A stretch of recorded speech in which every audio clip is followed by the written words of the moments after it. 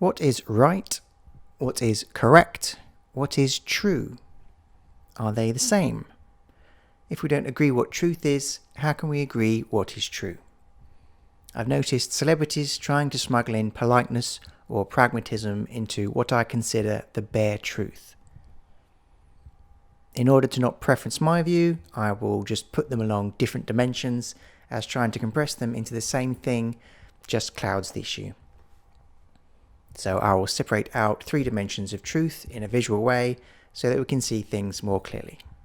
The 3 dimensions I am picking are honest, polite, and pragmatic. Pragmatic is what has been mentioned recently as metaphorical truth. It is divorced from a purely accurate picture of reality, as it attempts to combine truth with what is a good result. One might infer that if something has a bad result, it should not be regarded as true. As for skewed sights on a rifle, the aim is not true. A famous celebrity proponent of this view is Jordan Peterson. I'm not a fan of using the phrase metaphorical truth on the grounds of it being needlessly confusing. All metaphors are literally false by definition, so to describe something as any kind of true when it is literally false seems bizarre to me. We already have the word pragmatic, which I think suits. Those who go along with this insertion of good into true will say fictions are true if they are expected to lead to a good societal outcome, often for society's long-term interests. Polite is a concept which changes with the fashion. It is divorced from a purely accurate picture of reality, as it attempts to combine truth with what will get people to like you. Typically, if something may cause offence, it is not deemed true, as if it's not true that a fat person is fat. It is proper and correct in polite society to say they are not fat, so this is known as being politically correct, from which we can infer it is not actually literally correct. Otherwise, it would just have been referred to as correct. Those who go along with this insertion of politics into true will say something is true if they think it will lead to a good social outcome, often in their own interests. This is used to avoid the awkward social situation of saying something that might be disagreeable. So a so-called white lie is told in an attempt to maintain agreement. Most celebrities with a long shelf life are proponents of this view, as if they did not adopt this tactic, they would not be celebrities very long. Honest is the pure, realist version of true. The sometimes harsh reality, including hard truths, dark truths, things you would rather were not true, and things that will get you into trouble if you say them. The arena of pure honesty is an uncomfortable place, and most retreat from it. It is so common for people to shy away from pure honesty that if you say a dark or hard truth, it can be taken as a sign that by acknowledging this uncomfortable truth, you must want it to be true. It is seen by many as a sign of virtue to deny truths which we would rather weren't true, as if by collective delusion we can make them not be true. People generally want an easy life, and problems are swept under the carpet. Bringing up a dark or hard truth seems to require action, some kind of solution, some great effort to fix the issue that has not yet been fixed. Rather than being seen as a sign of a person's virtuous desire to fix the problem, it is often taken as an unwanted call to action, adding problems, making life harder, not welcome good news. By acknowledging the problem, there will be a requirement to do something about it. To avoid this, the tactic of denouncing the issue as not true can be employed. If the issue is honestly true, it can be denounced as not politically correct or not pragmatic to produce the desired inaction, while maintaining the semblance of the high ground morally. So here we have a graph of honest versus polite. If we start top left with a harsh truth, your mama's fat. This is obviously offensive. It may very well be honest, but this gets flagged up as being not correct, certainly not politically correct. If you're going from a harsh truth which isn't politically correct, all you can really do is say the opposite. If you go down to offensive and false, it turns into comedy. Your mama is so fat, when she jumps up in the air, she gets stuck. So this is where comedy lies. A lot of jokes are here. So if you're intent on being politically correct all the time, you're going to miss out on a lot of jokes. If you go to the right, which is honest and polite, you just can't be honest and polite about your mama's fat. You can't be honest and polite about a harsh truth. This is the major problem with political correctness. You're going to end up just not dealing with the problem at all and say something like nice weather. It means you just avoid problems. You just can't deal with it. If you've got a harsh truth, the only option, if you're politically correct, is to go from top left to bottom right. So you go from a harsh truth to a white lie. Your mama's not fat. So this is literally false. This is not going to solve any problems. Being politically correct is the antithesis of solving problems. If the problem you're trying to solve is getting people to like you, and you don't care if mama has a heart attack because she's so fat, then being politically correct is solving a problem. People may like you more in the short term, but long term, your mama's dead of a heart attack. Which problem are you trying to solve? So here we have the graph of polite versus pragmatic. Let's say you start top left with, you don't need to do more exercise. It's polite, but it's detrimental. I think most of us could do with doing more exercise. So this may be something that you catch yourself saying, but it's not going to help the person that actually does need to do more exercise. You also don't want to move bottom left, which is just the offensive version. You're so fat. This isn't going to inspire them to do more exercise, so it's not pragmatic and it's rude.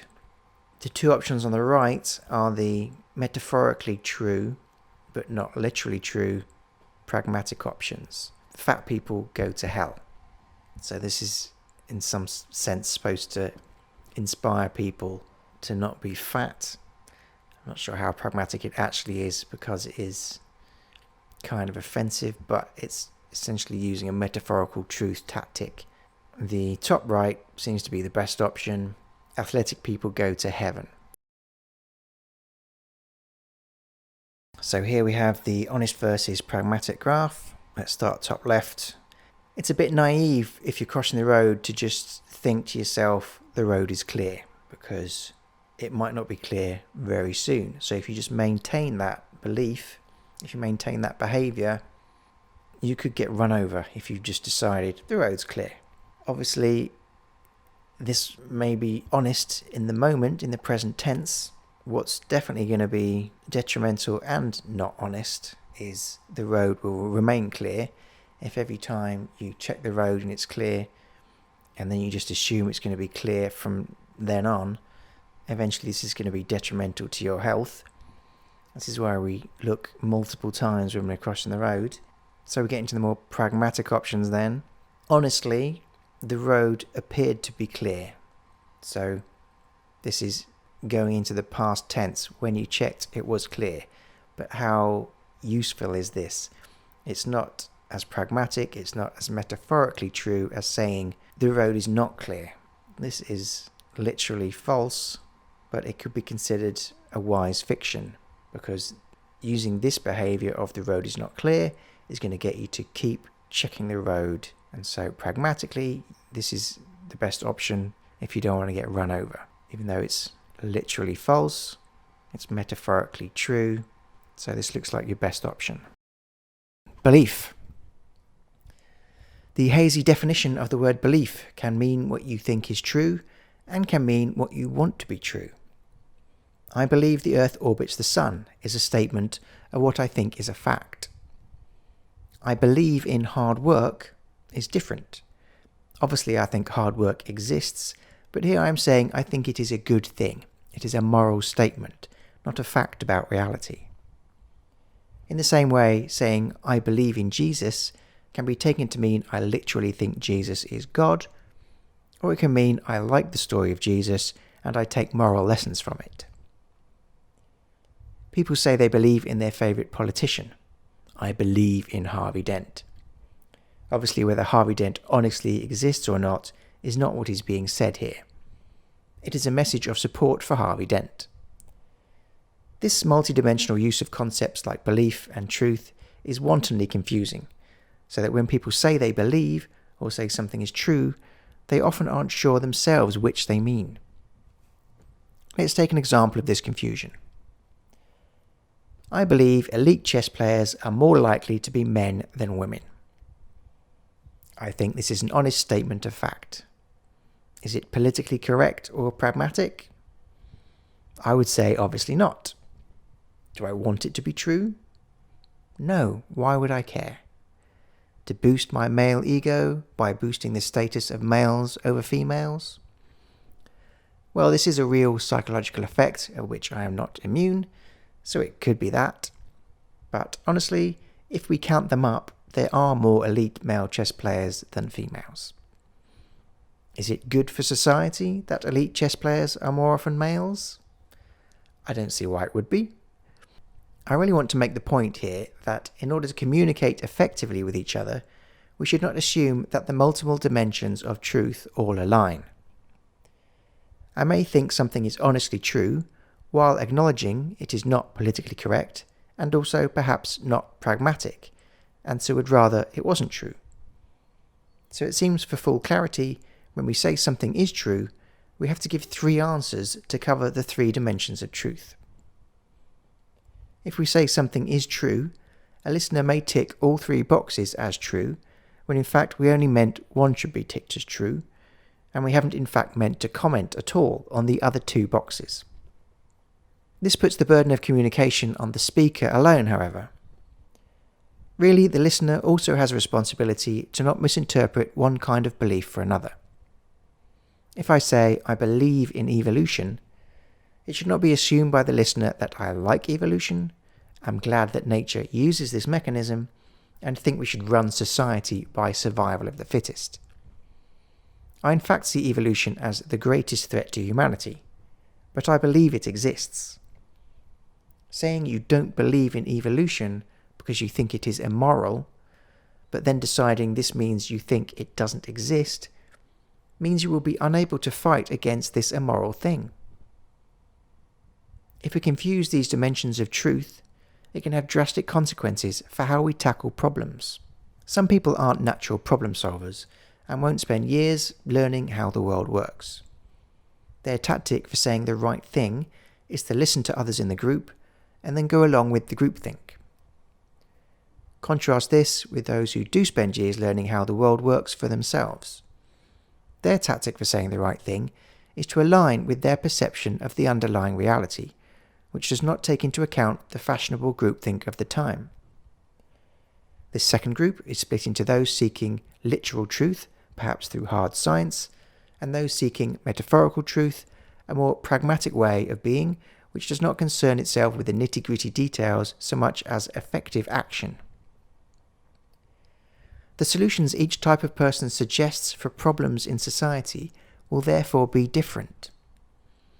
All types are trying to be virtuous in different ways. All types have a different perspective on truth and how to pursue it. We have developed this social experiment to put a select group of people under intense pressure to be as polite as possible, called the politicians. I remember decades ago when the journalists would call out the politicians for their politically correct white lies, but no more. The mainstream celebrities don't call out these white lies anymore, because then they will be called out for not being polite. And anyone who says that these politically correct things are not correct is at pains to explain why they disagree. Why say something not polite? You want to be honest? You want to pragmatically solve a problem? That's what you say, but all we know for sure is that you have not been polite. Maybe you're just a bad person. This difference between the perceived virtue of being polite and virtue of being honest or trying to pragmatically solve problems is what people dislike about political correctness. If everyone is just polite all the time, we will never be honest or solve difficult problems. We get the politicians we ask for, and we ask for polite ones, because it is easy to tell when someone isn't polite, not so easy to tell when people aren't honest, or when their solution for a problem won't work. It is just not possible to be perfectly polite and brutally honest and resolutely pragmatic all at once. In trying to collapse truth into one dimension, we oversimplify, lose resolution, and talk at cross purposes. Therefore, I suggest we attend to each dimension of truth and clarify the polite, the honest, and the pragmatic views.